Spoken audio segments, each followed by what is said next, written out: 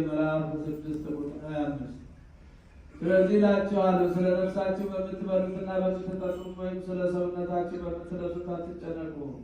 ነፍስ ከመብል ሰውነትም ከልብስ አይበልጥምን? ወደ ሰማይ ወፎች ተመልከቱ፣ አይዘሩም፣ አያጭዱም፣ በጎተራም አይከቱም፣ የሰማዩ አባታችሁም ይመግባቸዋል። እናንተ ከእነሱ እጅግ አትበልጡምን?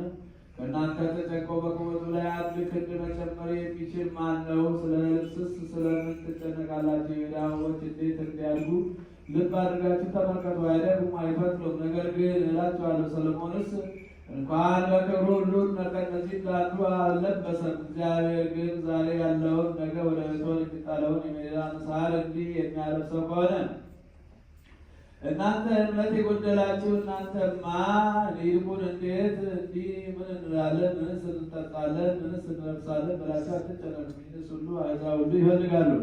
ይህ ሁሉ እንዲህ ያስፈልጋችሁ የሰማይ አባታችሁ ያውቃልና። ነገር ግን አስቀድማችሁ የእግዚአብሔርን መንግሥት ጽድቁን ፈልጉ፣ ይህም ሁሉ ይጨመርላችኋል። ነገ ለራሱ ይጨነቃልና ለነገ አትጨነቁ፣ ለቀኑ ክፋቱ ይበቃዋል። ሰማይና ምድር ያልፋል፣ ቃሌ ግን አያልፍም አለ ጌታ ለደቀ መዛሙርቱ።